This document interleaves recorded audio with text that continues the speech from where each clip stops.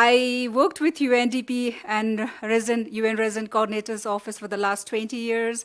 And about 5 years back, I resigned, and I've taken a different turn. So I founded a brand called Mountain Crafts Bhutan. So I'm today representing private sector. Very nice to be here with you, and I would like to welcome the panelists and would like to request the panelists to introduce yourself. Maybe start with Mr. Deepak Raj Joshi on the left-hand side, and then we can move on here. Hi, namaste to you all. My name is Deepak Joshi, and I'm working as a CEO of Nepal Tourism Board. Nepal Tourism Board is the national tourism organization of Nepal. And in 2021, we had established one global tourism organization called World Tourism Network. And I'm also one of the founding executive member of that network. Thank you. My name is Mariam Shakila. I'm from the Maldives, former politician. At the same time, I'm also an entrepreneur in relation to tourism, as well as on other supplying tourism-related projects. I also work quite intensively with civil society organizations in relation to mainly women and youth empowerment, and also women, peace and security, conflict resolution, as well as economic, political empowerment of women and youth. Thank you. Hello, good morning, namaste, Tashdele. My name is Yankila Sherpa. I introduced myself as an entrepreneur in tourism for a very, very long time. That's an area that I have learned from the scratch, and I'm in the business still now. And being with the tourism, I was president of the Trekking Association of Nepal, where I learned a lot of things regarding tourism. I hope I will be able to share my experiences here. And then I've also been with the women's federations, where women entrepreneurship has been so important. And I was one of the founders and a past president of the Federation of Women Entrepreneur Association. Current board members are sitting here. And then I was also in the government once as a minister of tourism. And then right now, I'm also involved with various SAARC level, South Asia level women entrepreneurship programs. And currently, I am a member of parliament in Bagmati Pradesh from the Nepali Congress. Thank you.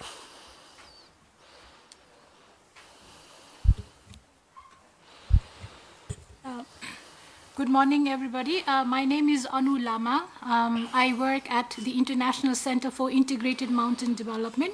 In short form, it's called ECMOD. By default, ECMOD is a regional knowledge center. It is also an intergovernmental organization. So we focus on promoting sustainable mountain development agenda. And since I work in the space of tourism, my work entails starting from policy to research to practice. So I've got quite a diverse portfolio within an organization, and happy to be here. Thank you. Good afternoon and namaste to everyone present here. First of all, I would like to thank Swati for providing me with this opportunity to be here to share my insights. I am Sunanda Ale Sharma, and I am an assistant professor working at Kathmandu University School of Management. I teach courses related to marketing, and with respect to research, my area of interest is digitalization and certainly tourism. That is the reason I am here today to share my research findings as well as some insights. Thank you so much. Good afternoon, everyone. My name is Fakhruddin Al-Kubir. I work as a senior research associate at the Center for Policy Dialogue, CPD, Bangladesh, a leading think tank in Bangladesh. So my areas of expertise in macroeconomic issues, climate change, environmental economics, and sustainable tourism. Previously, I have many works on sustainable tourism, the connection of energy consumption, and the environmental degradation related issues. Thank you very much. Thank you, panelists. So just to set the context, and I believe there will be also some presentation slides, but just to set the context, South Asia renowned for its cultural diversity, stunning natural landscapes, and deep historical heritage, has firmly established itself as a prominent global tourist destination in the world. But while tourism has undeniably become a key driver of economic growth, contributing significantly to the GDP of countries, for example, I hear from Maldives, tourism, it contributes like 28% of the GDP. Similarly, India, it has increased from 6% of the GDP in 22 to 9% in 24. Similarly, Nepal contributes about 6.7% of the GDP, tourism sector, and Bhutan, despite being a small scale, remains a crucial contributing sector for the GDP in the country. While again, tourism has also experienced remarkable expansion, but it's also making the region's fastest growing sectors, but also it's being affected by the negative impact of mass tourism, commercialization of tourism. Despite its rapid expansion, tourism sector in South Asia faces significant challenges: environmental degradation, as I mentioned, cultural erosion, and especially small countries like Bhutan, landlocked, also maybe some of the ethnic indigenous communities in Nepal. We also have Chittagong hill track in Bangladesh. There are certain traditional features which are being exposed to commercialization of tourism, and how do we tackle that? So the socioeconomic disparities, how do we make sure that the tourism sector, the tourism actually trickles down to the communities and provides equitable support and economy. So these are some of the challenges, and we have a group of 6 panelists with experience in different sectors, from the government to policy making to practice actually in the field, and then also research and documentation. So first round, we will have 2 rounds of discussion. The first round will be 7 minutes, where we will talk about how environmental degradation can be managed in tourism, particularly in conserving natural resources, reducing pollution, and protecting ecosystems while balancing the tourism growth. We will also, in the first round, talk about what strategies can be employed to prevent cultural erosion and loss of cultural heritage due to commercialization of tourism.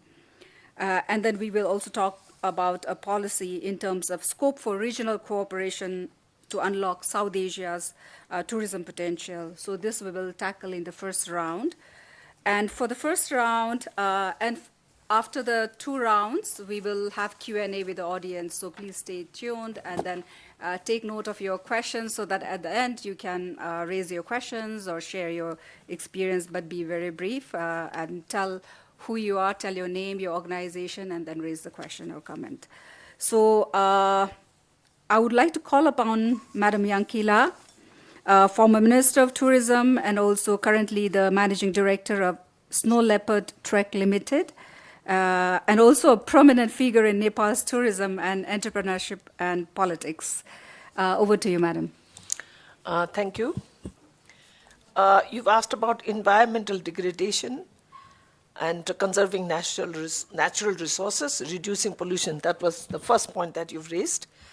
I'm especially going to talk about my experience in the context of Nepal, ensuring the quality of roads and other infrastructures of destinations to withstand natural disasters. We've had several of them in the past 5-10 years, like monsoon landslides and earthquakes. This is something that if these things are ensured, then environmental degradation would definitely be less. And then you've asked about conservation and preservation of natural resources. The best way would be conserving and preserving forests, indigenous plants would be the best way to protect the ecosystem while balancing the growth of tourism. An important factor for the conservation and preservation of natural resources is adding economic value to natural forest products, indigenous plants such as medicinal herbs, thus encouraging local people to grow and farm such plants and harness their own economic benefits. So these are some points that I would, and then is it also about sustenance of the well-being of local people? As I told you, I also have a background as a leader of the Women Entrepreneurs Association of Nepal, and I have a strong belief that the women's entrepreneurship, if that is encouraged, well-being of the local people can be best harnessed. So entrepreneurship at local levels for tourism is mostly people in Nepal. Tourism for most people here is along the trekking and mountaineering trails, is these people who are running the homestays, tea houses, lodges. So these people need to be trained, and then the local people can harness income from tourism. This is the best way. And tourists could support the local entrepreneurship by promoting locally sourced products, and in cultural activities and local traditions and customs can also be preserved through engaging in cultural activities. And then I feel that the government has a very strong role to play. I'm not sure how many people here in the floor are from the government, because I see that tourism on the whole is an activity of the private sector, whereas the government is sitting in one side making policies, and the private sector is the strongest actor of tourism in Nepal, and I think that's the case in other South Asian countries too. So government's investment is very important, investing in renewable energy, green infrastructure, providing funds for conservation of products. These things should be done. So I also believe that I have been a president of the Trekking Association of Nepal. So these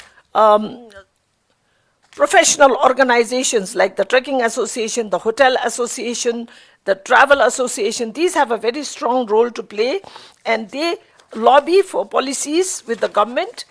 And normally, when government makes policies, they are not very practical. So the government should be on board when discussing in such forums also. In future, I would suggest that.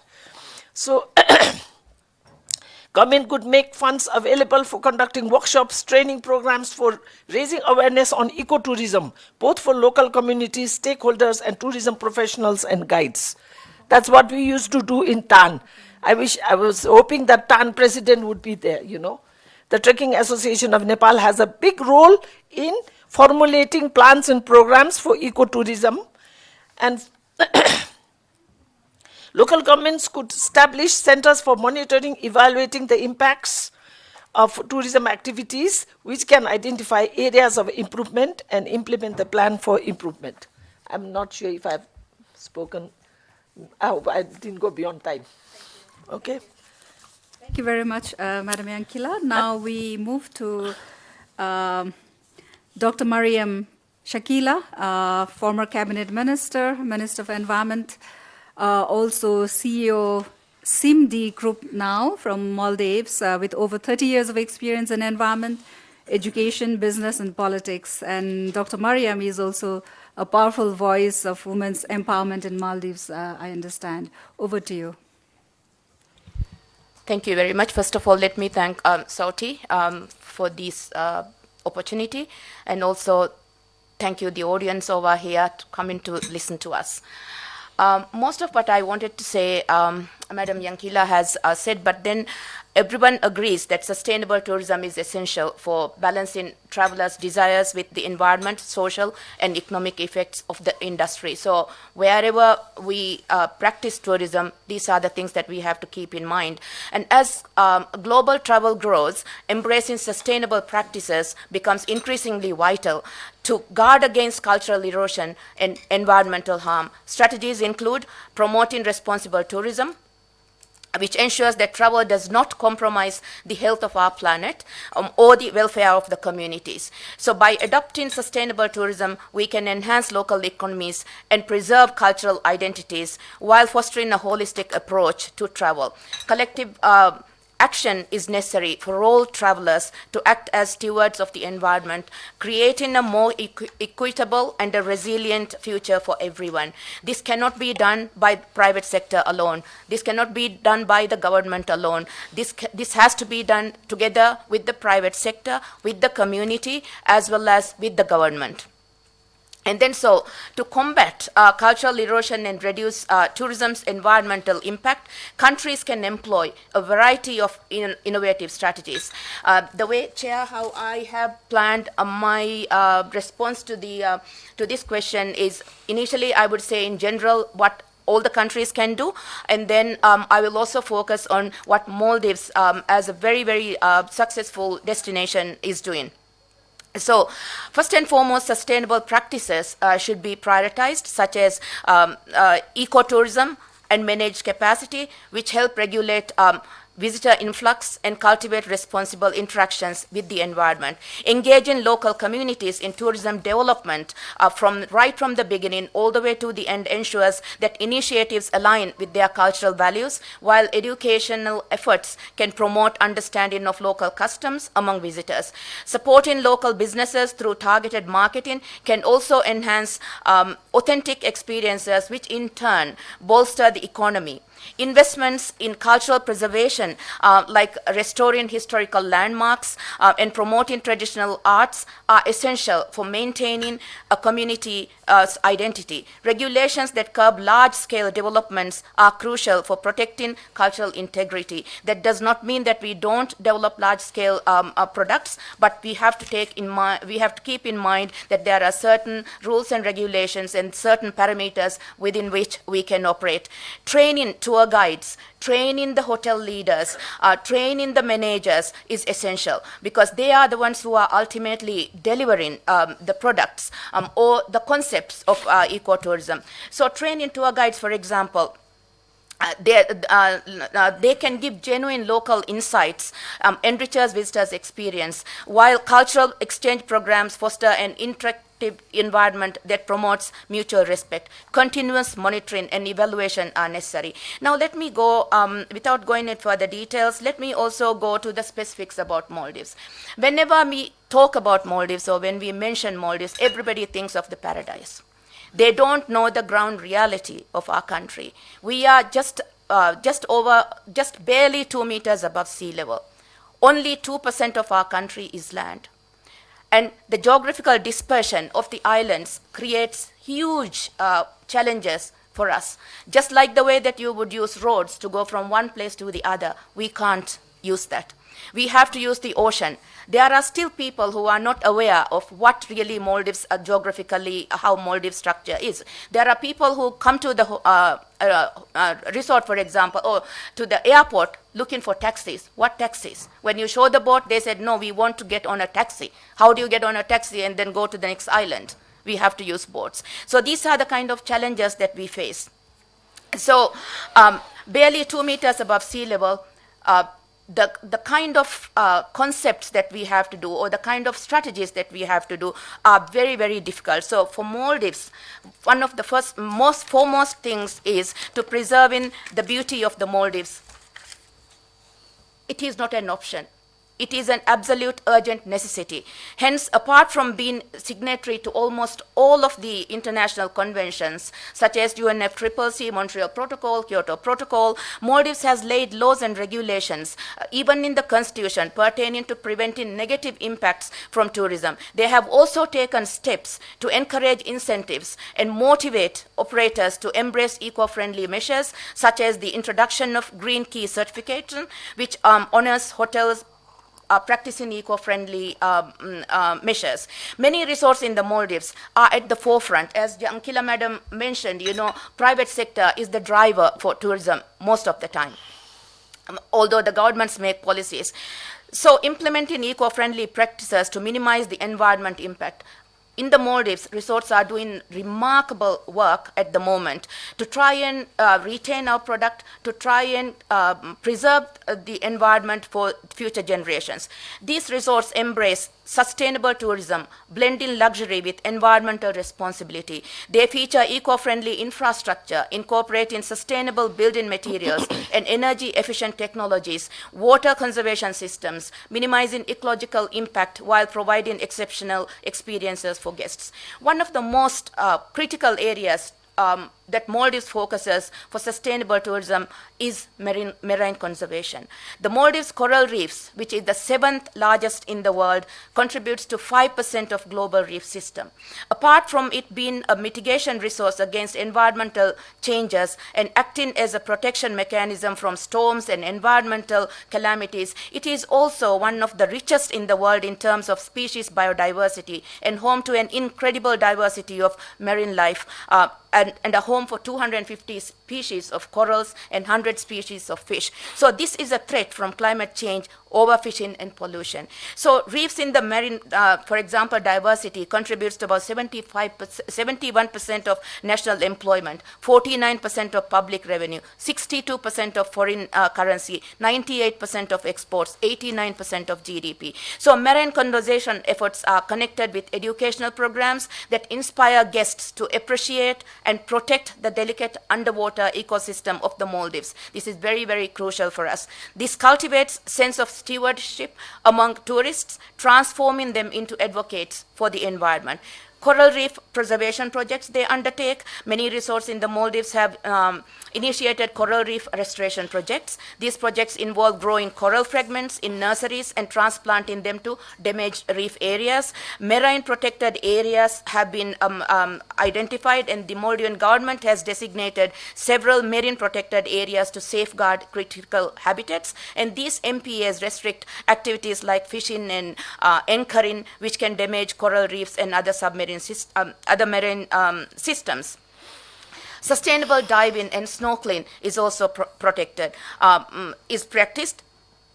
Protected and conserved area forums are held annually, and sea level rise measures are also taken. So waste management is also another critical issue for isolated island communities. Each one of these islands in the Maldives is managed like a country to be managed, because all the utilities, all the infrastructures cannot be shared with the other island simply because of the geographical challenges that we have.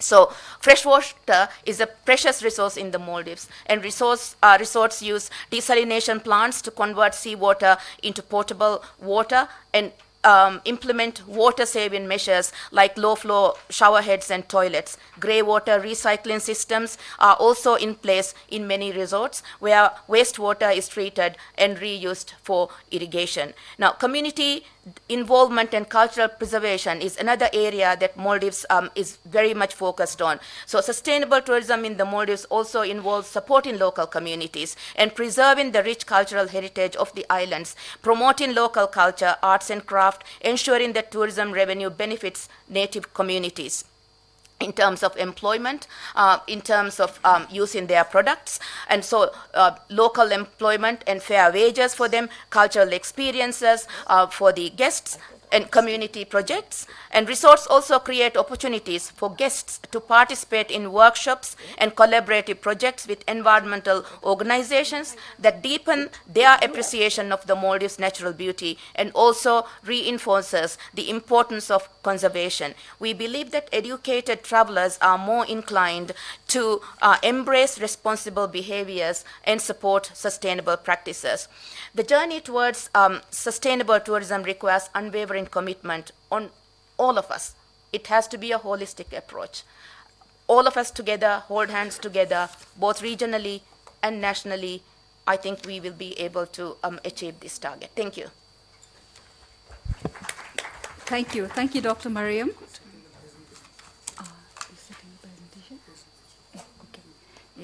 So thank you for that very elaborate presentation. Now I call upon Mr. Deepak Raj Joshi, CEO, Nepal Tourism Board, and congratulations for being re-elected again into the Tourism Board. I believe you were recently re-elected.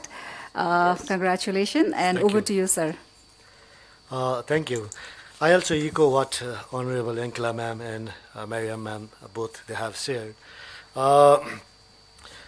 Looking at our the tourism development or evolution, first 50, 60 years it went in one pattern, and past 10, 15 years it is heavily changing. We have seen so many changing trends in tourism. Especially many experts, they call it the world is growing very, very vulnerable, uncertainty is there. and complexity is there. In this challenging pattern, how we save our environment is really challenging. I think while talking about tourism, a few years back, maybe 10 or 12 years back, our tourism used to be driven by the tour operators and the guides who used to go where the guide used to take to us. But now with digital disruption, the travelers, they are curating their itineraries themselves.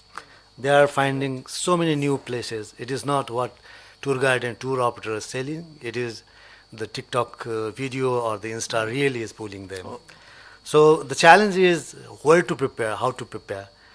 Before, the golden triangles or something like that, if we prepare there from tourism perspective, that was enough. But now, as a whole country, as a whole destination, we don't know where the tourists are interested to go.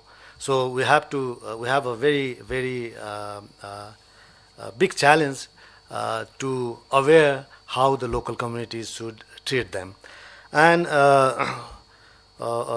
talking about these changing trends, I think to save our environment, there are so many institutions. Government is making so many policies also, but having awareness campaigns targeting local communities and the key stakeholders is what we need to do now. For example, in Nepal, we have 3-4 very good examples. Like Annapurna Conservation Area is a very popular, well-conserved conservation area where the community is getting benefit, tourists are showing their responsible behaviors, and the area is also protected. For example, Bardia National Park, where 10 years ago or 12 years ago, all the countries who have tiger population, they gathered in Russia and set a target to double tiger population. And we have few national parks, and Bardia is the national park where the tiger population is not double, but it is 7 times increased. So this is how it happened. It happened only because of the community engagement and the awareness that the community has. So more, I think we need to do that kind of initiatives. Similarly, protecting nature and protecting environment is very important, but at the same time, giving value, supporting the livelihood of the locals is also equally important. So I think the destinations become sustainable when the benefit is shared very fairly to among all levels, and then only the destinations can be managed better. So that is also another area we need to look upon. And similarly, a few years back, our tourism was very much comfort-based tourism, but now people are looking for immersive experiences. And for that also, not only the local communities, we have to also have some more inspiring and educating programs to the travelers also. So that is also one of the component I think we need to look upon. And I think in Nepal also, in many other parts of the world also, women's engagement is still very, very less in tourism, core tourism. I'm very happy to see in the dais today we have nearly 71% participation is from women. So in Nepal also, the areas where like Ama Samoh, Mothers Group, that kind of many other initiatives, where these kind of interventions and initiatives are, there the areas are protected well. So I think more power to women and more front lead role to women also can help protecting our environment. This is my observation looking at our destinations in Nepal. These are the few examples and insights I wanted to share in this line. Thank you. Thank you, Mr. Raj Joshi for your sharing your experiences and some of the challenges, recent challenges and trends in the tourism sector. Now I call upon Ms. Sunanda Ale Sharma, Assistant Professor, Kathmandu University, with extensive work on tourism. Particularly, also you're going to make a presentation on some of the opportunities and challenges of digitalization, a case of women tourism experience in Nepal. Over to you.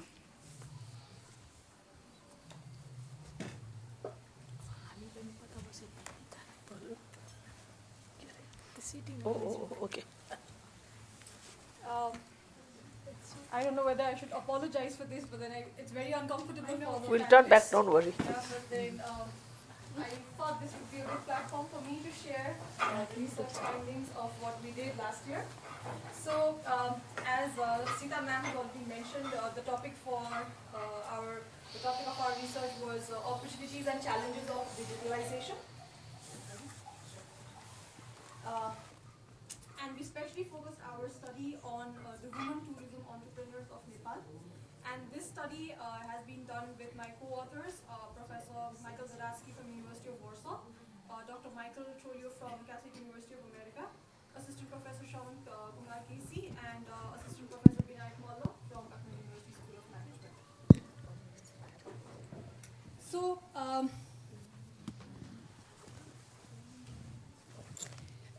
So, just a second.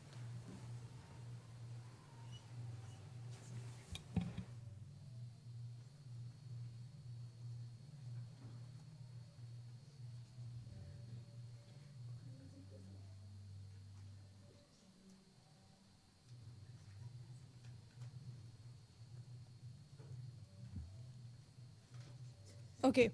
So the World Travel and Tourism Council report of 2020 suggests that tourism accounts for more than 10% of the global GDP and is also one of the most important sectors in the world.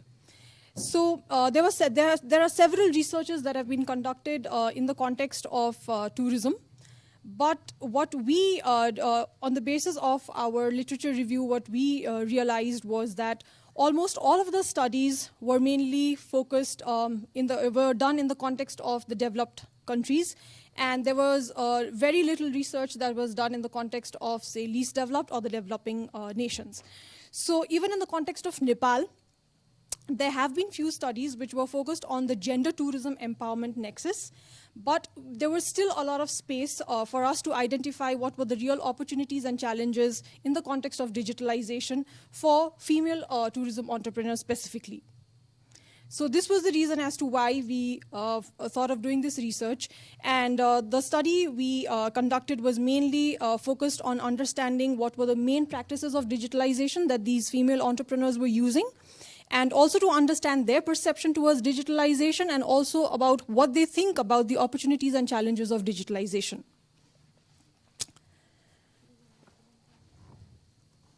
So to conduct this particular study, like Deepak sir suggested a while ago, we also wanted to focus on the ACAP region, the Annapurna Conservation Area region. So we particularly focused on Ghandruk. So we went to Ghandruk and then we did in-depth semi-structured interviews with 12 female tourism entrepreneurs. And we also partnered with TEWAN, that is the Tourism Entrepreneurs Women Association of Nepal, and ACAP region, and also TMC, Tourism Management Committee, in order to conduct this research. Since this was a qualitative study, so we used the MaxQDA software in order to do the analysis and everything else. And the results were very, very interesting. So the results, basically, we could focus on three things. The female entrepreneurs did not perceive anything negative about digitalization. They had a very strong and a very positive perception towards digitalization, but many of them were still very, very skeptical about using digitalization. And factors such as age, lack of education, lack of digital competency, and lack of support in the context of financial as well as digital infrastructure were the main factors hindering the adoption of digitalization. To talk about the current practices of digitalization, what we realized was digital payment in the form of QR codes and Facebook were the most widely used digital technologies among the FTEs. They had a very strong and a very positive perception towards digitalization, mainly because they thought that it was very easy to use, it was very safe and secure, and very reliable and trustworthy in nature, especially for the digital payment method. They also felt that digitalization really supported them in their business. Why? Because it helped their business to attract more number of customers, because it helped in enhancing the brand awareness and also the visibility about Gandruk and also about their business with all the TikTok and the Instagram reels and the videos. And it was also very effective in making effective financial transactions and also helped them in enhancing the digital management skills. But there were also hindering factors to the adoption of digitalization where, like I said earlier, the age, lack of education, lack of digital competency, lack of awareness and interest were some of the factors. So particularly for Gandruk, the construction of roadways connecting Pokhara and Gandruk was seen to be one of the most important factors that was leading to the increasing number of domestic tourists in Gandruk. When we were there last November, it was very, very surprising to see that there were a lot of domestic tourists who came from the surrounding areas in the hopes of having to spend at least one night in Gandruk. But the main problem was that they didn't book the hotels before they went to Gandruk with the hopes that they will get a room. But when they reached over there, I think there were almost like about 3 or 4 buses of tourists who actually slept in the buses. Why? Because there were no enough rooms. There were no enough hotels. So overcrowding is one of the problems that Gandruk is seriously suffering with. And that is something to be taken care of. There has been a paucity of research on female entrepreneurship in this particular role in the context of developing economies.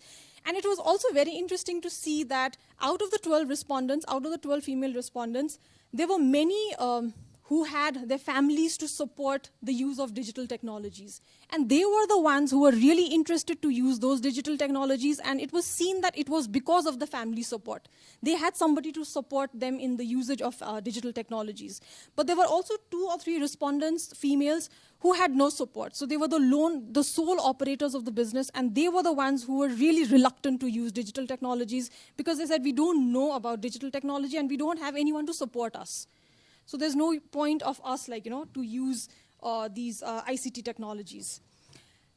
Another interesting finding of our study was we say that, using digitalization, using social media platforms is very important to spread awareness as well as visibility, not only to the domestic but to the international customers. But in this particular context, the FTEs at the female tourism entrepreneurs in Gandruk were very happy receiving more number of domestic tourists than the international tourists.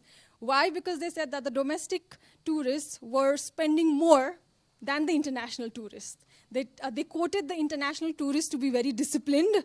Why? Because they were there for a trekking purpose. They were there in Gandruk only to spend one night, and then they had to get up early in the morning next day and start their trekking to the Annapurna base camp, whereas the domestic customers were there to have fun.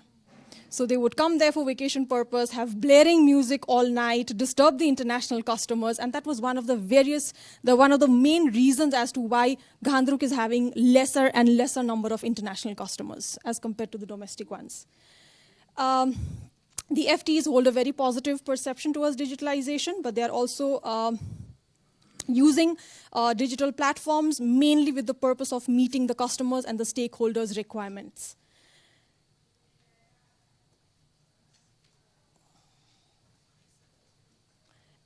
The study findings also showed that digitalization was used in 3 main ways of using QR codes for payment, websites for information dissemination, and social media and online booking platforms for promotion, increasing awareness, and attracting more number of customers.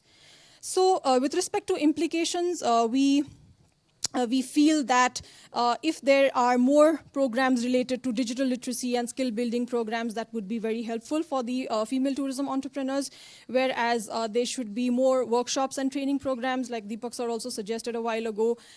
There should be, There should be investments in, say, rural ICT infrastructure in the context of, say, digital infrastructure as well as financial infrastructure to ensure reliable internet as well as mobile connectivity, and maybe some sort of, say, digital literacy programs, public awareness campaigns to let the female entrepreneurs know about the uses and the benefits of digitalization. So that was about it. Thank you very much. Thank you, Ms. Sananda, for sharing your experience from Gandruk. Next, I call upon Mr. Fakhruddin Al-Kabir, Senior Research Associate, Center for Policy Dialogue, Bangladesh. Your areas of research include macroeconomics, climate change, environmental economics, energy economics, and tourism economics. So, right person here to share his experience. Over to you. Thank you. Thank you. Thank you, everyone, for listening to us. And after the lunch, I feel you guys feeling a little bit clumsy and sleepy. But while we talk about the tourism, it's very interesting, right? Going outside, seeing sights. So, as you know that the tourism can contribute to 5 economic aspects. Number 1, the industry can contribute to export earning. Number 2, it can generate employment opportunities. Number 3, poverty reduction, community development, and contribution to the GDP. For instance, if I look at the numbers, in 2023, the tourism industry earned USD 1.8 trillion globally in export earnings, which is equivalent to 23% of world's trade in services and 6% of overall exports of goods and services. If you consider the South Asian aspects, context, so we see that in 2023, USD 44,654 million was earned from the tourism industry. If we compare this with 2019, before the COVID, it was like around 45,000, but after the COVID-19, now you see that's a recovery. While it is very encouraging that we can see that it's contributing to 5 aspects of economy and also creating opportunities for employment, the studies highlights that tourism industry is one of the major sources of environmental pollution and also carbon emission, which causes the climate change. Hence, now the question is how we manage a sustainable tourism and how we strategize this. So while we make our strategy to manage a sustainable tourism, we need to consider 3 things. First, conserving natural resources and protecting ecosystems. Well, it's very general remark that we can do that, but how we do that? Who understands better the ecosystems or natural resources? The local people, right? So like we understand our home, like we feel our home, the local people feel their places. For instance, I can make some example. In Nepal, maybe there are some tribes lives in mountain areas, right? And the same case here in Bangladesh as well. The tribes nation lives in Chittagong hill tracts area. They understand very well. Or also in the Sundarban, where they understand their ecosystem very well. So while if we empower them that or educate them or give them the training that how they can be an operator or how they can contribute to the tourism or tourists, then they can keep those ecosystem very well. At the same time, we need to also consider that carrying capacity limits. That right before like a while ago, Ms. Sunanda Ali also pointed out that the place Gandruk, right, over place. The same cases here in Bangladesh as well. The Cox's Bazar, the longest sea beach in the area. So if you go there, you will feel it's very much overcrowded and also polluted.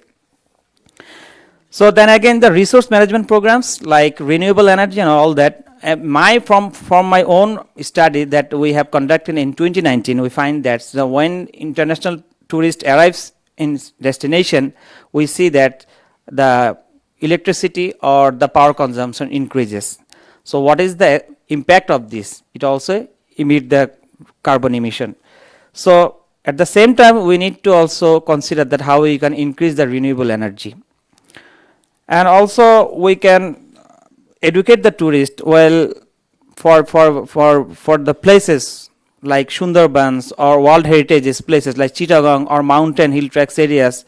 So what to do and what not to do, or raise awareness among them. Now second thing comes is the reducing the pollution. The first thing comes, that's the waste management systems. In many cases in South Asia, we do not see any proper or improved waste management systems.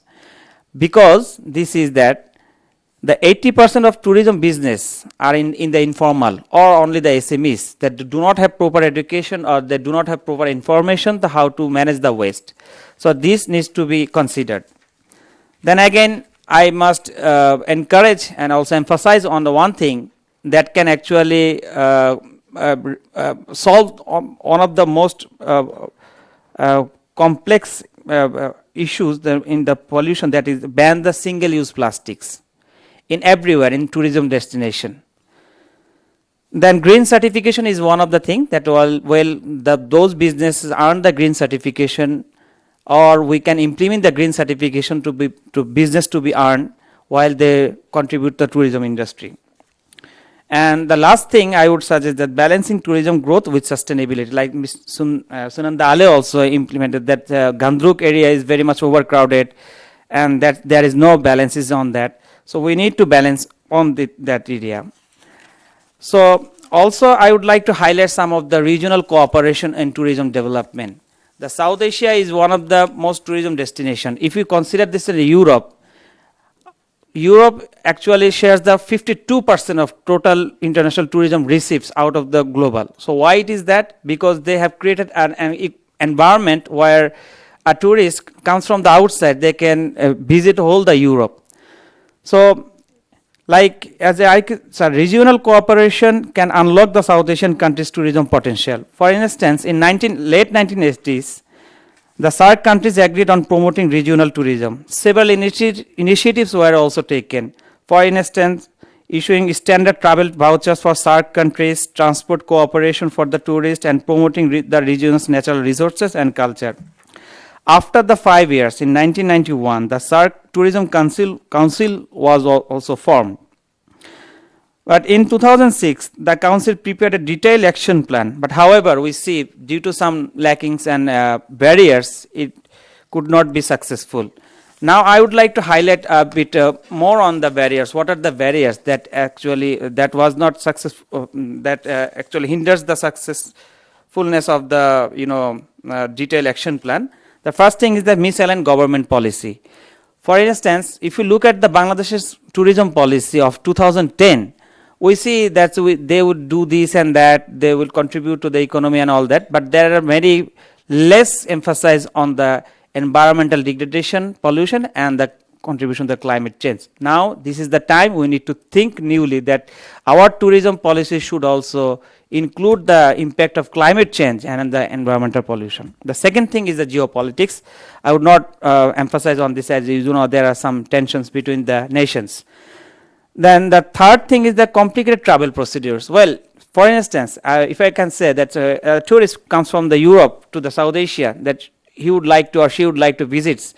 So he can start from the northwestern part, from Pakistan, then India, then from Nepal, then Bhutan, Bangladesh, then Sri Lanka and Maldives. See, it's a circle. So, but earning those visas and all that, many, like in Nepal, in Arab, it was very easy to get the visa, but for Bangladesh, for many other countries, it's not easy. So complicated travel procedure also hinders these sorts of tourism council. Then the fourth, poor transportation facility. Now, what could we do, or what are the initiatives that we can take? So in many times ago, like during the COVID, we have contributed a tourism book. Then we have developed, framework for the cooperation from the national cooperation or from the regional cooperation as well. So we have created two cells. One is the policy making cells that will actually work together with the private sector, the public sector as well.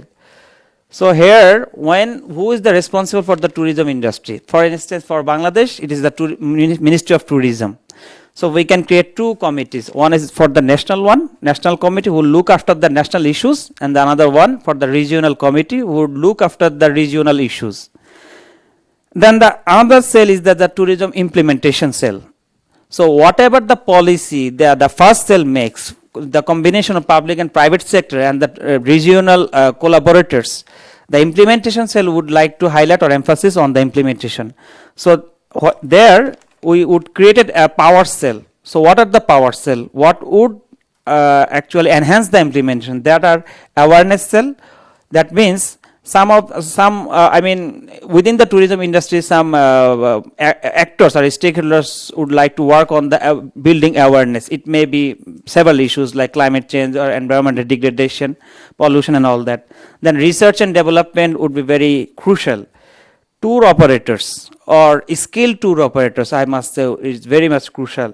Coordination among the stakeholders, marketing strategy and feasibility. Now, we have created the implementation cell, but we are not sure whether it will work or not. That's why we have created another strategy, that is to evaluation cell. The evaluation could be done from two aspects, from the national evaluation cell and as well as from the regional evaluation cell. The national evaluation cell would consider the evaluation of the national issues. If our regional cooperation or cooperation related issues goes to the regional evaluation cell, if it is unsuccessful, then they will evaluate those issues, why it was unsuccessful, and send back to the regional committee or the national committee to review their policy and the plans. And from my end, this is it. Thank you very much. Thank you, Mr. Fakhruddin Al-Kabir, for your presentation and sharing some of the highlights from the research work that you've done. Now, to conclude this first round of discussion and presentation, I would like to invite Ms. Anu Kumari Lama, a tourism specialist with extensive experience in the tourism sector from ICIMOD, International Center for Integrated Mountain Development. Over to you, Madam Anu.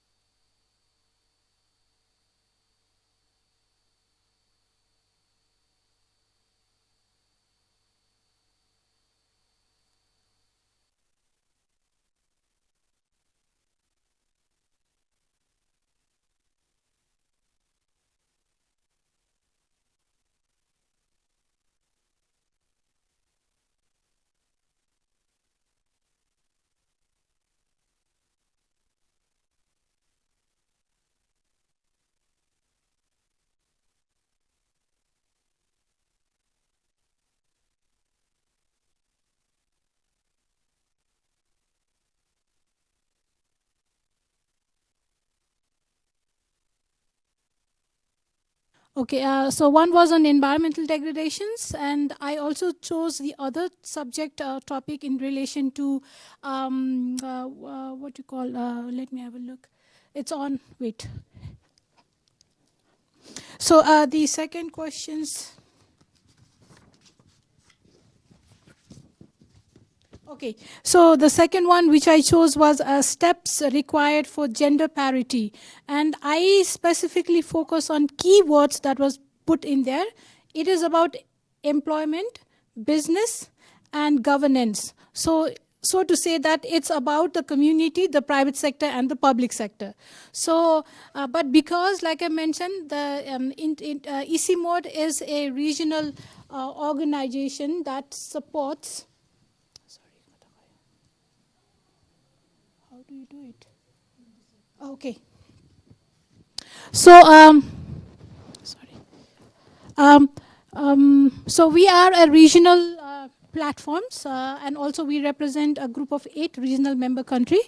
The main focus of ICIMOD is really promoting knowledge, learning, and also we enable the countries to take development interventions, all geared towards promoting sustainable mountain development. So there is a science element, there is also the learning or capacity building element, followed by the development or practice element. This is just to reinstate whatever has been mentioned in a concept note. This slide gives us the idea that the value of tourism from an economic perspective, right? So there are GDPs that's been mentioned in the concept note. So I just try to really sort of really give a pictorial understanding of what does it mean. So if you look at from the perspective of total GDP contributions of all the countries, so here when I say HKH, Hindu Kush Himalayan regions, we are 8 countries, but there are overlaps with South Asia, particularly the one between 5 to 10% of the total GDP. There are countries leaving aside Myanmar, Bhutan, India, Nepal, Pakistan is part of South Asia, and also Bangladesh, right? But it's really how tourism is really positioned in the context of economies, because if given by this slide, if the GDP is more than 10%, that means that country is highly tourism dependent economies. So most of our countries like Bhutan, India, Myanmar, Nepal, and Pakistan are also tourism-dependent economies because our GDP ranges between 5 to 10 GDPs, okay? And then followed by Bangladesh. But this is just to reinstate whatever has been mentioned in the concept note. The point here is not that I want to say this is the GDP.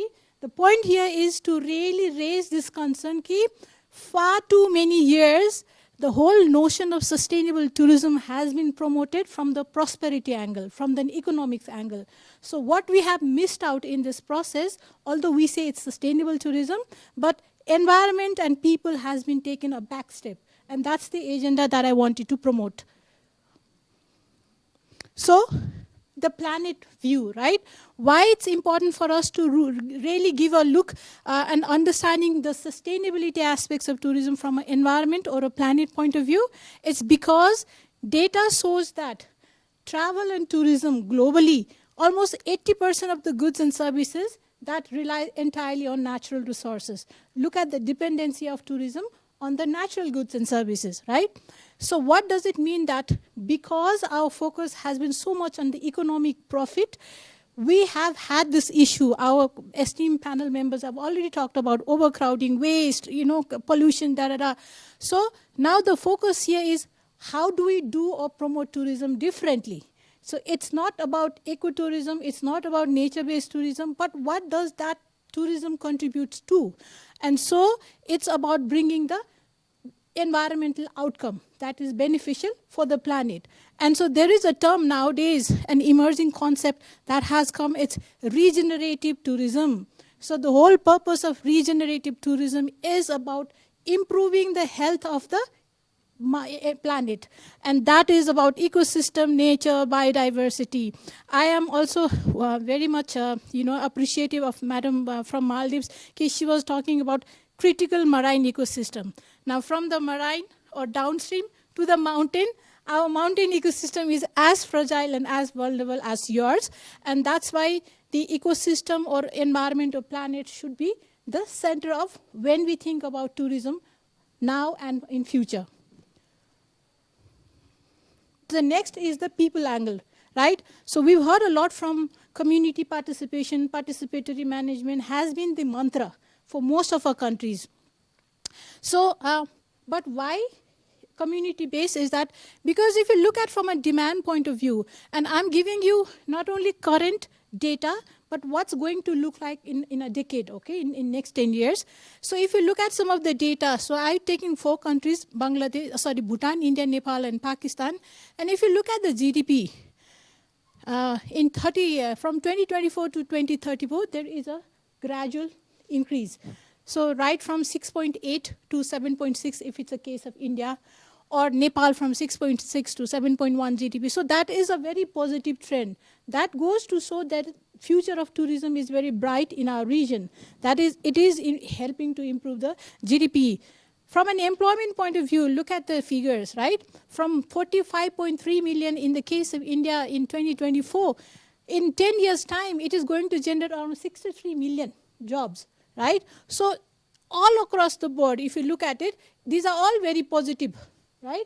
So that means that tourism is good for the people if it brings value in terms of employment, GDP, and also in terms of the spending. I remember Sunanda ma'am was talking about people from Gandruk were very happy to have domestic tourists. Now here's your figure. No? If you look at the visitor spending from domestics, right, compared to the international tourists, right, the figure that the domestic tourists are spending far much more higher and better than the international tourists. So that means money speaks. So if there is a lot of business to be had and benefits to be made, who would not want to have, right? The other dimensions of people is now, so that's from a demand side. There are people, right? People are coming and buying your goods and services. But there are also people who are supplying it, right? Who's providing the services. And if you really look at it, what's going to look like, you know, the labor force or workforce, you know, in our region. If you look at from, you know, I provided the data from 23 to 2030 to 2050, and all of these data shows there is that our region is actually benefiting, or we are sitting on a sweet spot of benefiting from demographic dividend. Means we have a larger percentage of working age population. So there is the human powered agencies behind, and it matches because the growth is going to come also, it's a positive. The supply is also, you know, it's going to be positive. Means we have surplus human resources. But there's a big but, is that are we able to benefit from whatever's happening? Like, are we able to leverage the demographic dividend? Are we able to leverage the growth that is coming from the tourists? Now, the reality is different, right? If you look at it, we have many working age people or population, but the reality is we have many people leaving our regions, our mountain, our countries. So our villages are becoming empty. There is a question of mass unemployment among youth, right? So these are the challenges.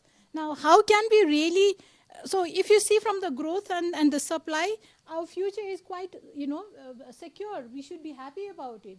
But somebody got to do the work. And people who are doing, you know, from a workforce point of view, there aren't many people, right? And what is happening is those who are left behind, especially women, right? They need to bear the brunt of not having too many people in the villages and all, right?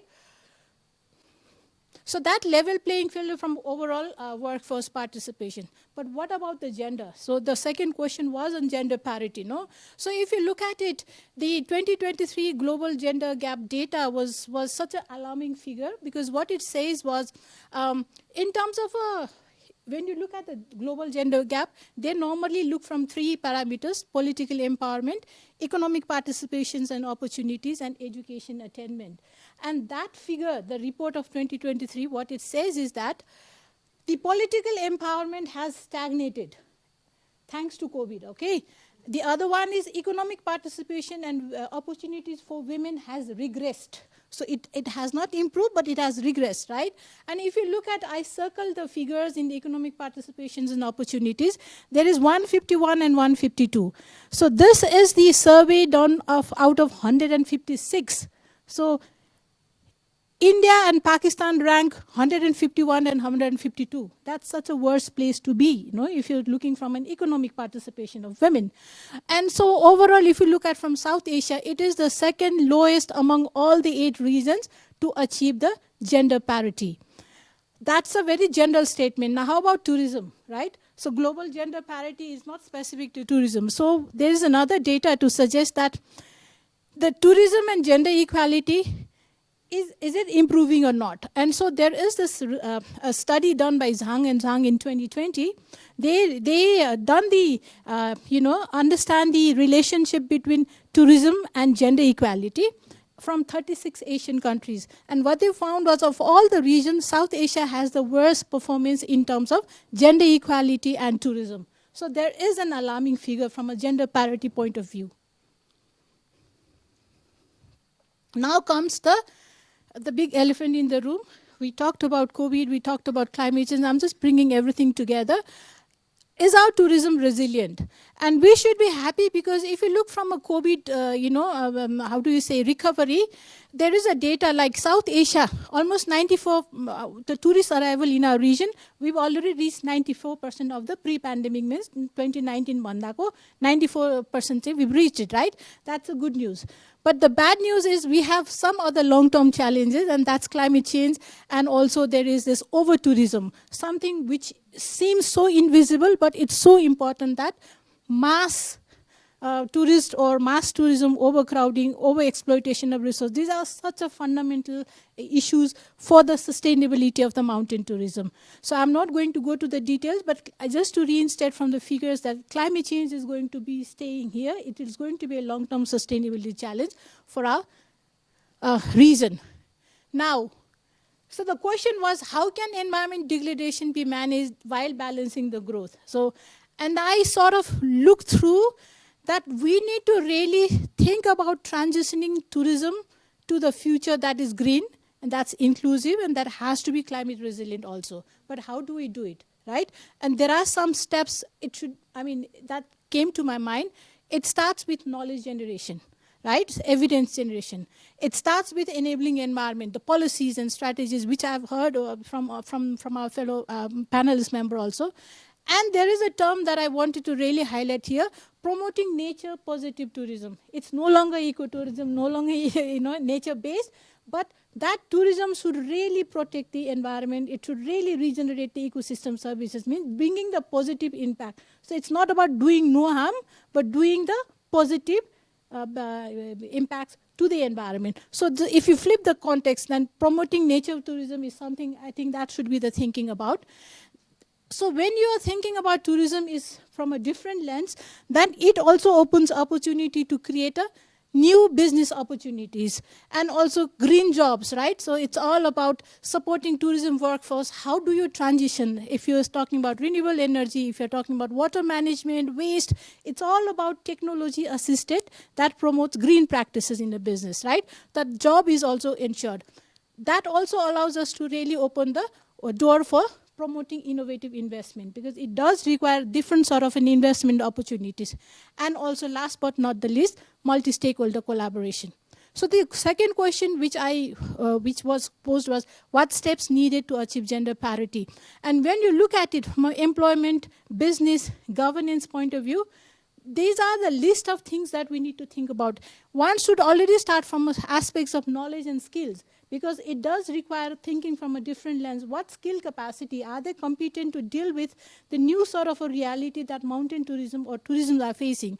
The competencies of and empowerment. Are our MSMEs, are our workforce competent to deal with the new job requirement, the greening of the businesses or services? So these are also another important. And how do you, the opportunity to diverse income and livelihood? Because when you think from nature positive tourism, you're opening a new business thinking. You're opening a new job, environment. Means that you need to think how do you diversify the existing business or products that caters to the need to become more nature positive.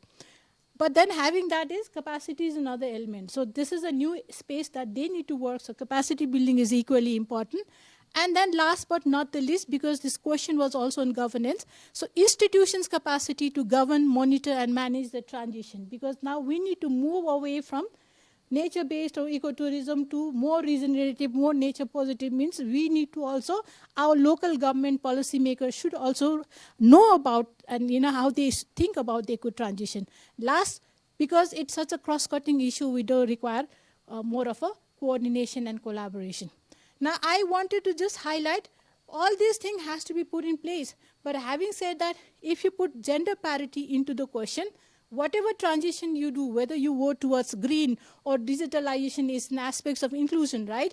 Or climate resilient future, that needs to work for all. For women, for differently able people, for vulnerable communities, for local government. So that means the transition needs to work for all. And that's when the real gender parity can happen. So the key message, I'm not going to repeat, but thank you so much for listening. Thank you very much, Ms. Anukumari Lama. Wow, what an extensive and very, very diverse viewpoints on both opportunities, but also some of the challenges and how each countries are also tackling some of these challenges. Just very quickly, some of the takeaways based on speakers. Madam Yankila touched upon conserving forest and ecosystem and also providing incentive for conservation and incentive to the local communities. Dr. Mariam talked about strategies, particularly promoting responsible tourism, but also collaboration between the government, private sector, and communities. All these need to come together to promote. And also you highlighted promotion of traditional arts, which is very, very important. Also, you talked about the conservation of coral reefs and also some of the impact of climate change that Maldives is going through as an island country. Mr. Joshi, Deepak Raj Joshi, talked about the changing trend and also highly sensitive and vulnerable tourism sector. And we've seen the case from COVID, how all of the countries were hardly hit by the COVID and the impact. But you also talked about digital exposure and how the tourists, the new generation tourists, also want immersive experience, which also exposes the communities or the local tourism spots to some of the risks, and how to prepare for this kind of changing trend and vulnerabilities. And Ms. Sunanda Sharma talked about opportunities and challenges of digitalization by women tourist tour operators and tour entrepreneurs, and specifically shared some of the examples from Kandrok location, which and quite interesting point you had about they preferred domestic tourists because they spent more than the international tourists, also because of the itinerary. Mr. Fakhruddin Al-Kabir from Bangladesh shared, particularly he talked about the revenue from tourism sector, which is quite vital for all the countries. Also increasing trend in number of tourists and revenue from the tourism sector, but also managing, promoting sustainable tourism. I think that's a challenge. And also how you mentioned about local communities as the driver of sustainable tourism. I think that was quite important because they know the local context and they can be the driver for sustainable tourism. You also talked about regional cooperation to boost sustainable tourism in South Asia, giving example from Europe scenario. Anukumari Lama just recently talked about science and learning, but also linking with the application of sustainable tourism. You talked about the point about regenerating health of environment, not just contribution to the economy, but also the health of the environment and the ecosystem. And also, I think some of the point which also resonate in Bhutan and other countries, empty villages, youth are moving out, and there is lack of young people who are the service providers for this tourism sector. And Bhutan is actually one of the countries recently after COVID, we really hit on that. With a very small population already, our working population are migrating to Australia, Canada, and other countries. So where do we stand? While there is a lot of potential, but the service providers are not there. We have empty houses, and we also, on the other hand, have unemployed youth. And you talked about also the low gender, South Asia having one of the lowest gender parity. I think that was something key. Now, very quickly, we can break, maybe let the audience share if you have any burning question, any comments that you'd like to share. Please tell your name, the organization, and then quickly ask the question that you would have for any of the panelists. Very briefly, and then we'll go for the second round because we're running out of time, but very interesting. Thank you.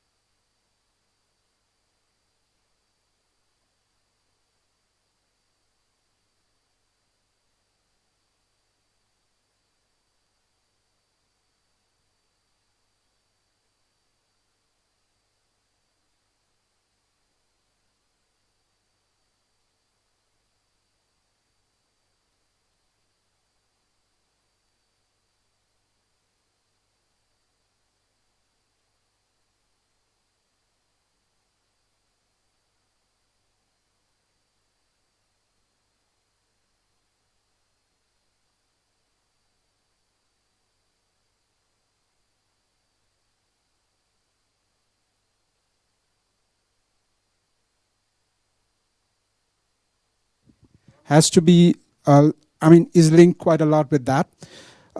My second question goes to Deepak sir and Yankila ma'am. So in the case of Nepal, tourists spend on an average $50 a day. If we look the same figure for Thailand, it is around $168. And if you compare that with Switzerland, it's around $345 a day. Now, Nepal, into its 2024, almost attracted, 0.8 million tourists, whereas Thailand attracted 38 million and Switzerland attracted 18 million. So why I'm giving this number is to know or to ask you this question: what should be the way forward for Nepal in terms of tourism industry? When we are talking about sustainability, should it be more focused towards quality of tourists who can spend more versus quantity of tourists, who is willing to spend on an average, let's say $100, but we attract, let's say 50 million people. And keeping sustainability in mind, maybe you could, share your experience, share your thought on this. Thank you.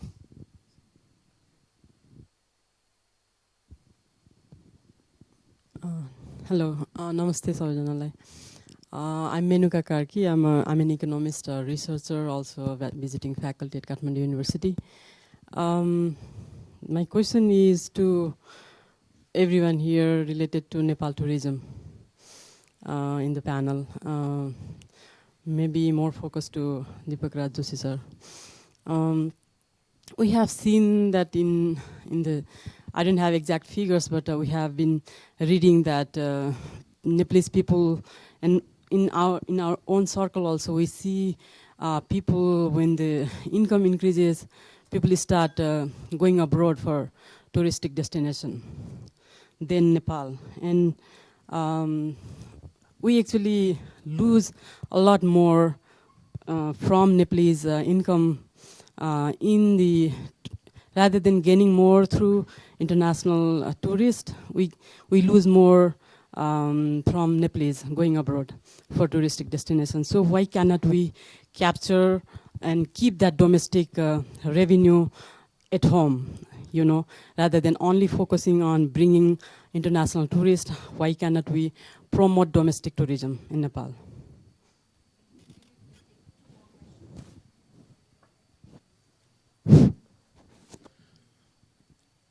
I'm Ranjan Arial from Kathmandu University School of Law. My query is to Madam Yankila Sharma and CEO Deepak Raj Joshi. Madam Yankila Sharma, former minister and existing MP of the Bagmati Pradesh, also an entrepreneur of private sector also. And Deepak Raj Joshi, the coordinator from the private sector and public sector, the coordinator in tourism sector. My query is that, yes, private sector is the major driver of the tourism sector. There is no questions, there is no problem. I agree on this statement. But however, government, public sector have to invest a huge amount for the infrastructure development. Access road, transportation, telecommunication, drinking water. Without developing this infrastructure, no place should be make a tourism destination. Government has to, in this context, we are both in private sector and public sector. How do we analyze and balance, make an investment in the tourism sector, public sector and government sector? Government sector is not only a policy maker. It has to reinvestment a huge amount. How do we analyze the investment in public sector for the tourism destination development? Thank you.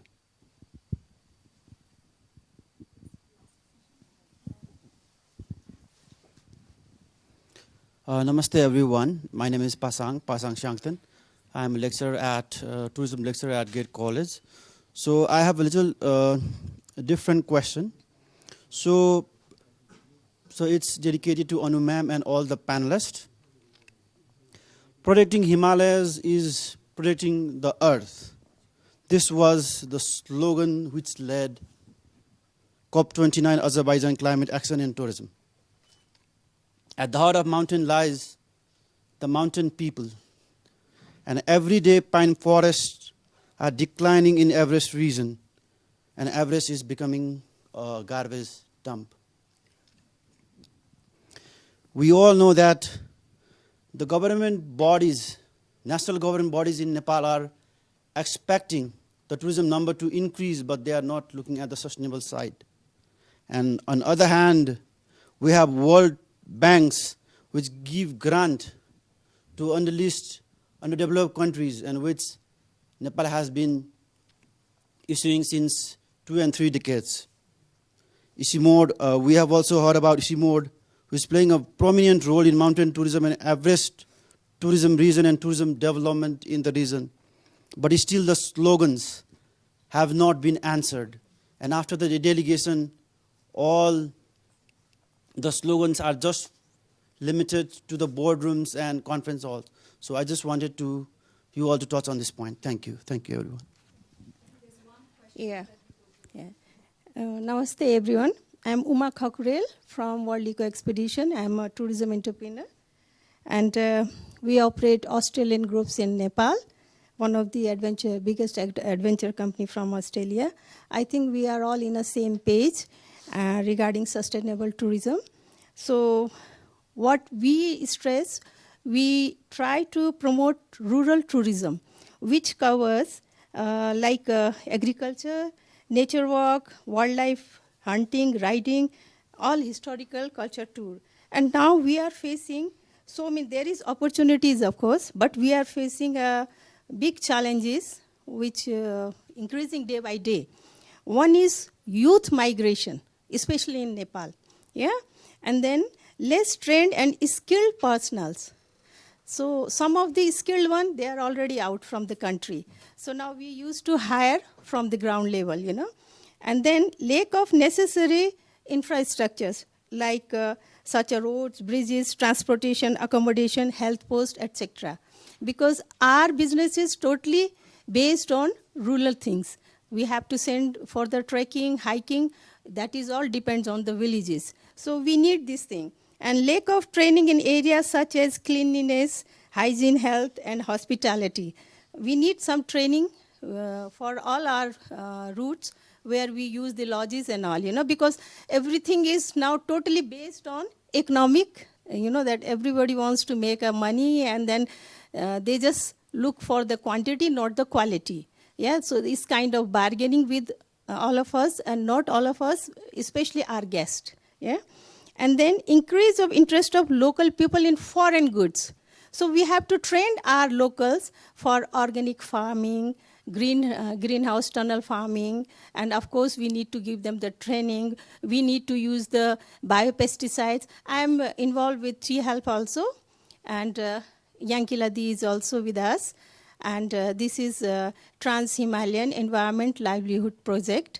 So we are very much proud of thing that we are giving the training to the locals in the remote areas, and especially to marginalized communities and this women empowerment. So difficult to balance the interest of tourists. That is due to this local, local people are not much trained. Thank you. Thank you. Thank you very much, audience, for your questions. And I hand over our panelists, the questions to our panelists to respond based on your area of expertise.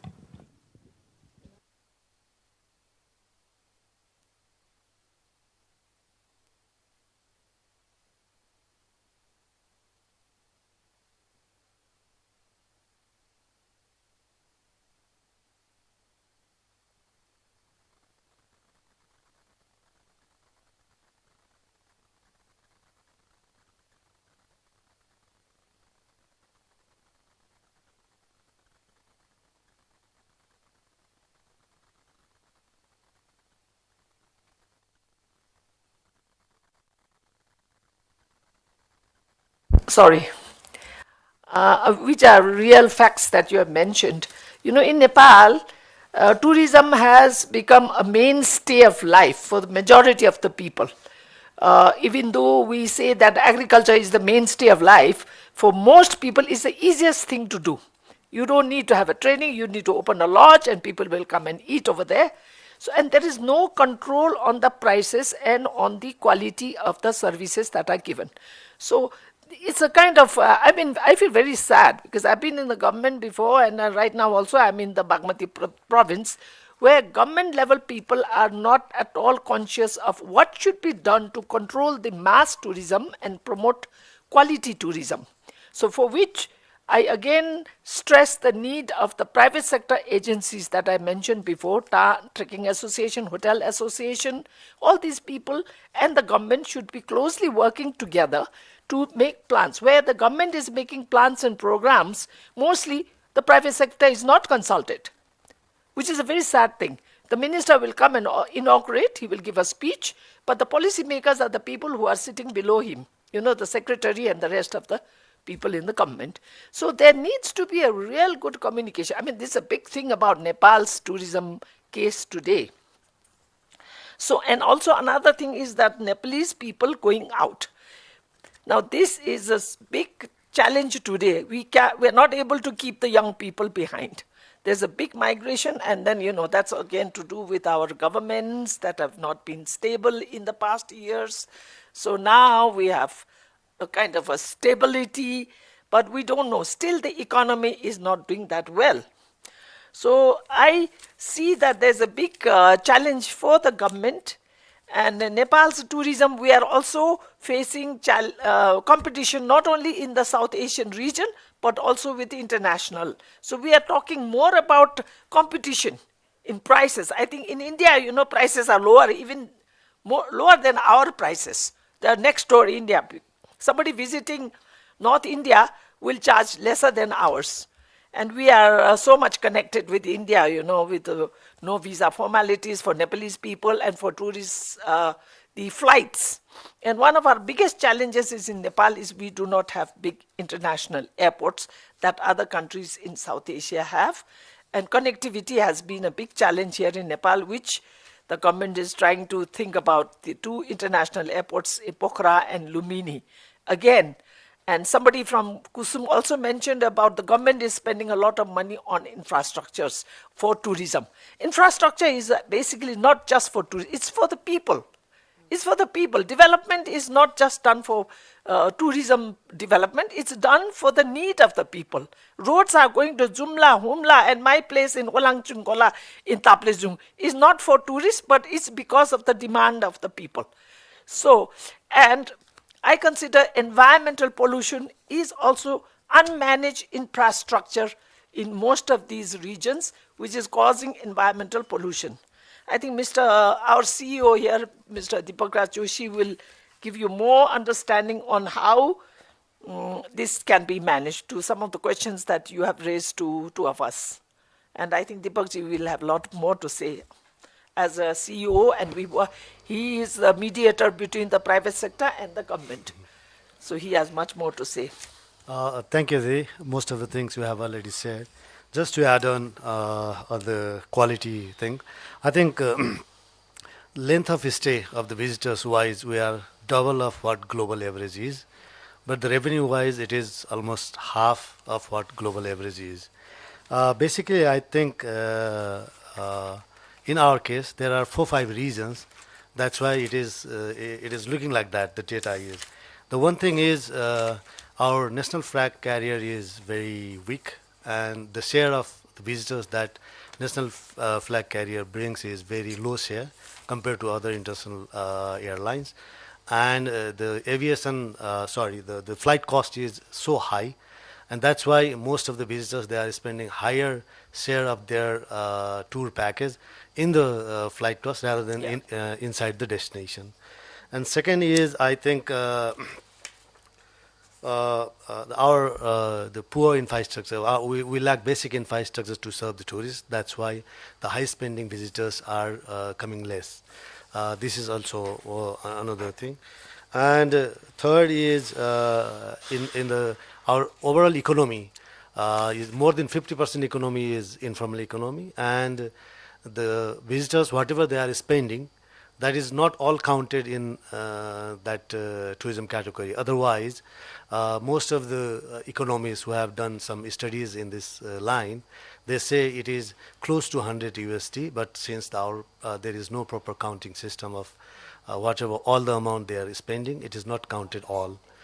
And the fourth point is, I think, as we are moving towards more digital payment systems, there are some revenue leakages while people are paying through digital platforms.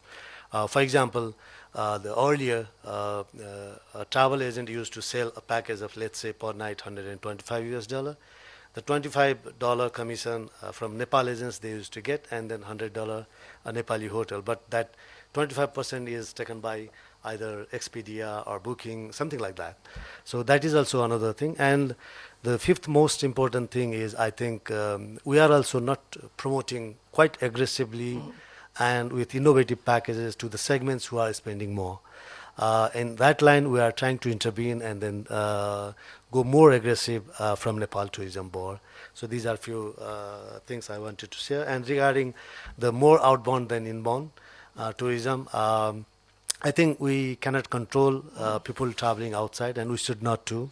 But what we can and we should do is to elevate and upscale the image of our destination so that they can attract it more to visit inside the country. And then at the same time, we can bring more international visitors who spend more. So that is also another challenge. We need to work more, and we are working on that. And third point, as mentioned by Ranjan sir, yeah, you are right. Our investment-wise, there is no balance investment. For example, recently, post-COVID, there are more than 14 five-star hotels added in our market, and another 18 to 20 new five-star hotels, they are coming up within 2 to 3 years of time. But to support that supply side, in infrastructure front, we are not working in that level. So maybe in that level, we have to speed up more. And doing that, we can create some balance. And second thing is, most of the destinations, they are surviving and thriving with the strength of their neighboring countries' infrastructure. In our side also, there is a huge, significant improvement in Indian bordering towns. For example, in UP itself, Uttar Pradesh, the largest capital, there are more than 4 international airports now, and fantastic roads they have built. Maybe we can bring some strategies to leverage Indian infrastructure to bring our more visitors so that our investment can be diversified in border town cities and close to those areas. This is all, I think. Thank you. Can I add a little more on the questions that were raised to us? You know, somebody, again from the university, talked about overcrowding in the Everest region, and Everest is a junkyard. To some extent, I agree with you. But now there is a big awareness on people's mindset on the impact of environmental pollution in the Everest region. And this is all because we have not done enough research on diversifying our mountain destinations. And I've been raising this issue in the parliament. The government is not spending money on research on our diverse locations of the country and on other products such as cuisine, cultures, heritages, etc. There has not been enough research by the government and responsible organizations so that people would find this as a diverse product for people to be interested in. And we should cash on. We are still dependent a lot on our neighboring countries like India, where the connectivity is so easy. They travel by land to Nepal, and there's a massive tourism, I think, from India and our own domestic people. And, you know, the income from our domestic people is quite much. Domestic tourism is, that's because they pay in the hotels, they spend on drinks, they stay late nights, they have it's a party for them, you know. For example, in the Solukhumbu area where I come from Solukhumbu area, and I call up people, hoteliers, and tell them, look, people from the United Nations are coming. Now Solu is very easily accessible by road, and they were not interested. They said they have a birthday booking from Okaldunga. You know, they were more happy about it. So because and we do not realize, the country and the logistics on the whole have to realize that trekking and mountaineering contributes highly to Nepal's overall GDP, creates a great amount of jobs. So nearby destinations which are easily accessible from Kathmandu, hotels are benefiting a lot. For example, places like Nagarkot, Dhulikhel, and all the places that are now becoming more and more accessible by good roads, even outside Kathmandu. So people are going to these places having a birthday party or an anniversary, and these hotels are benefiting, but this is not creating much jobs except the hotels, okay? Whereas mountaineering and trekking contributes highly into Nepal's, I think the percentage for mountaineering and trekking is, how much is Deepalji? Nearly 15% of Nepal's tourism, and where we are not giving any attention because our hotels and resorts around the Kathmandu Valley and nearby areas are so happy having masses of Nepali students going on motorbikes. You know, we're not considering about how much pollution motorbikes are doing up in the mountains. Busloads of Nepali students going up, celebrating something. So this is kind of tourism that we think is very important, but it is harming the environment. So this is a kind of mass tourism where we are, you know, people are looking at from one angle, and we are not paying attention to the long-term tourism of the mountains and places that have not been sought as diverse destinations in the country. There are so many places in the country which have not received benefits of tourism. In far west, in far east Nepal, where the government, I feel, again should intervene and do more research. So this goes to our CEO of Nepal Tourism Board, who has come in as a CEO very recently. So a lot of money has to be spent on research of diverse locations. So I think I've tried to cover some things that were raised on the floor. Thank you. Just one request, esteemed panelists and participants, it is not good to leave while session is going on, but because of some urgency, I have to leave now. Forgive me. Thank you very much. I enjoyed this session with the permission of moderator. I have to leave now. Forgive me. Thank you. Thank you very much. I really enjoyed this session. Thank you. Thank you. Thank you for your participation and being here. Thank you. We are almost at the close. We're running short of time, but very interesting. Yes. So one more response from the panelists, and then quickly Yeah, just we'll a go to the last response, because I remember your first question was on nature positive tourism, right? Are there any literatures? So how does this idea of nature positive tourism came into being is when COVID happened. So, we've been hearing from our esteemed panelists that there is a surge in understanding, experiencing nature, more of an experiential opportunity, well-being, wellness. So these are the different way of putting nature into your lifestyle choices, right? So it's an emerging concept. Globally, if you were to really, from a literature point of view, so World Travel and Tourism Council, WTTC, it has a very good report on nature positive tourism, and its focus is on very much how would you, whatever tourism, whether it's a business or trekking, whatever, how would you ensure your environmental footprint, your carbon footprint is managed, right? So this is the thinking, and it's a very new area. So it is good for all of us to be really getting into this sort of emerging as a somebody who's from an academic and research background. I would like to also answer Mr. Pasang Sangdan's question on, if anyone is listening to and all. And I would just like to explain, the third point which I was about to put was on regional cooperation. The question is, how do we want, as an EC mode organization, this is a regional, so regional cooperation, it's in our day-to-day exercise. So by default, whatever we do, there is a scope. So as a platform, really going back to your question of, from declining pine forests, garbage, whatever, right? It's about the environmental issues. And what we have found from this presentation is that the need for research and knowledge. So there is a big gap.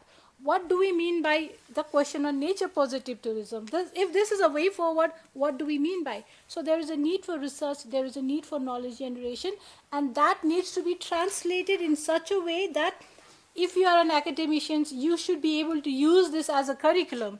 If you are an association member, you should be able to use this as a manual, as a training manual, because these are the new kind of learning.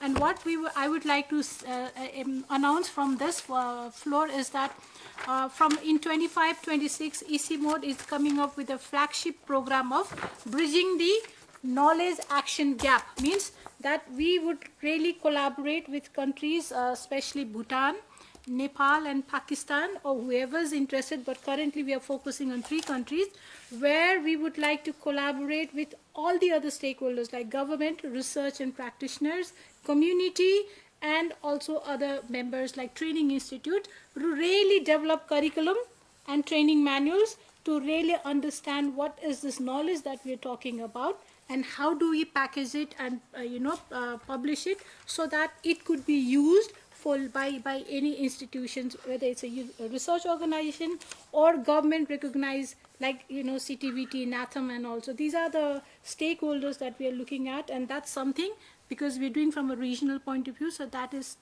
our contribution, how it's going to address in Everest. Thank you so much. Thank you. Yes, Dr. Martin. No, basically, what I want to say is the term nature positive tourism. Maldives is already using it, but then they say nature-based tourism. So using that word accordingly, and so this means bringing people, environment, and then also governance into it, and then putting it together to come up with the product. So whatever the new products that are coming up, tourism products, have to have, according to the law, have to have taken into consideration these parameters.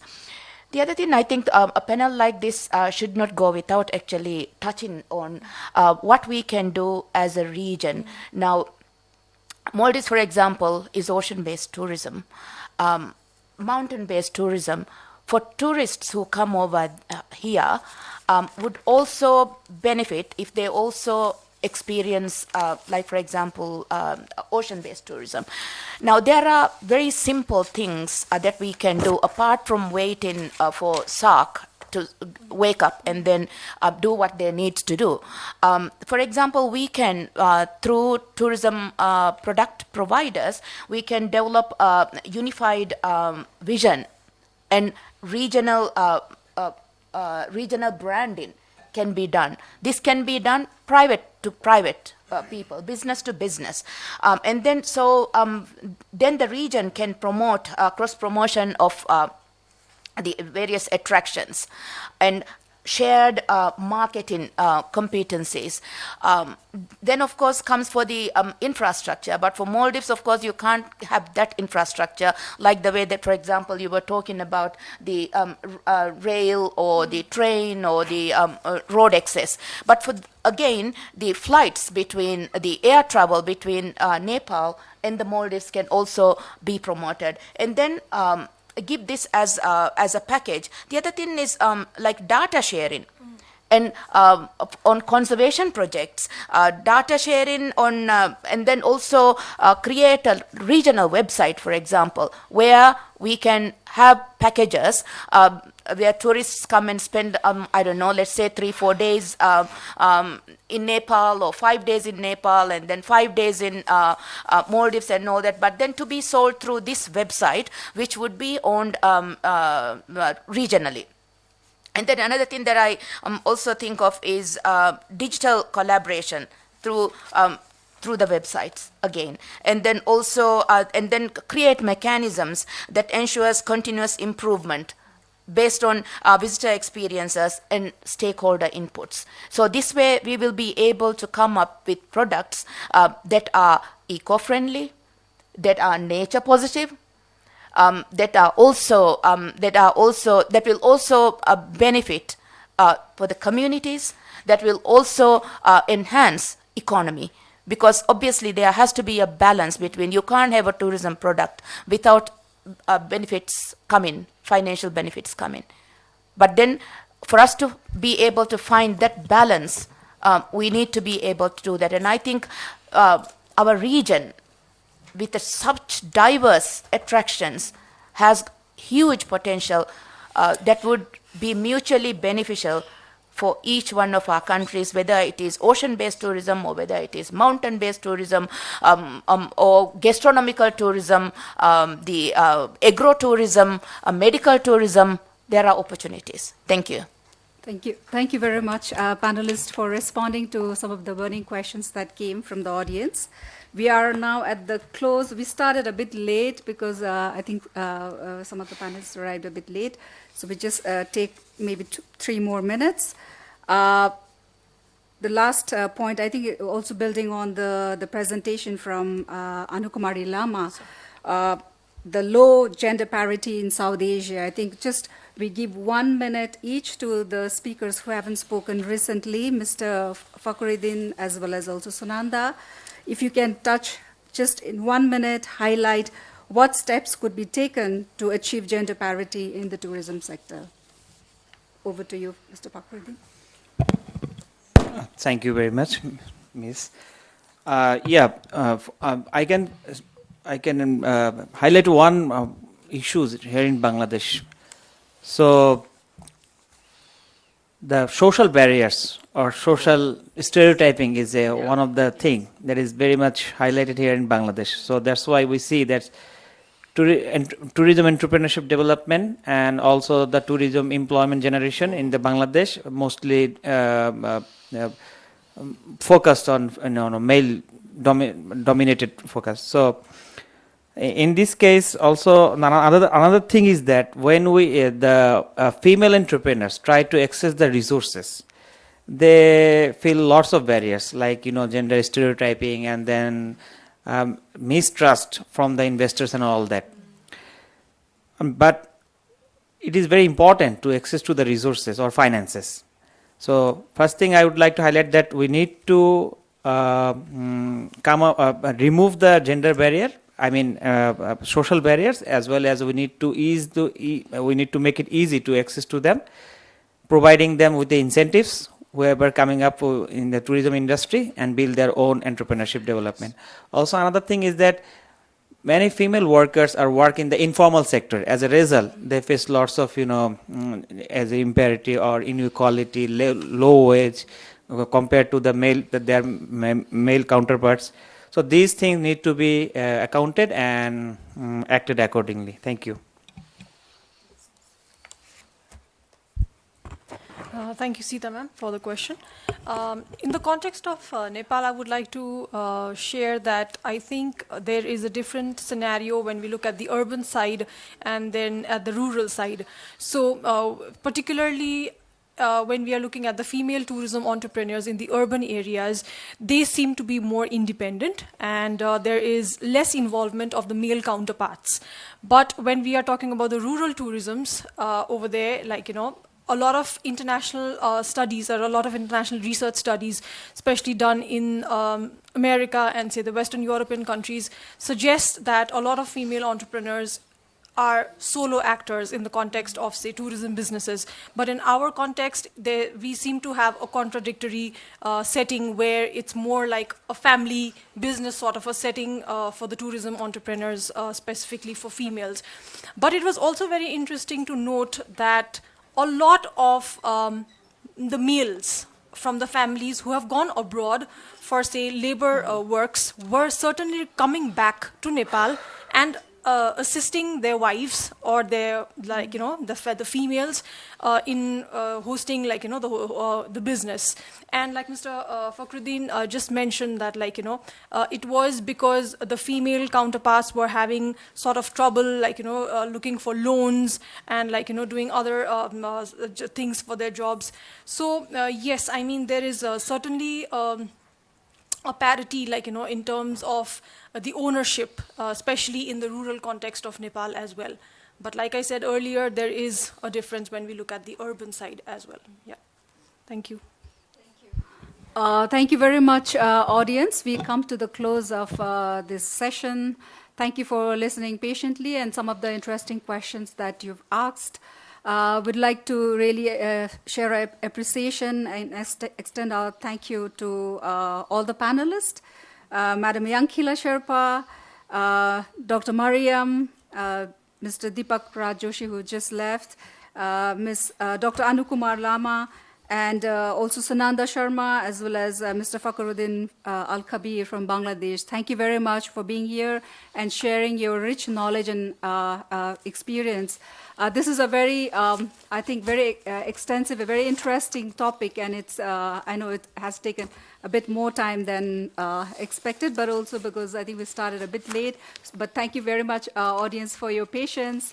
And hopefully this has been a very interesting and a good learning for all of us, the panelists as well as also the audience. Thank you and have a very nice evening.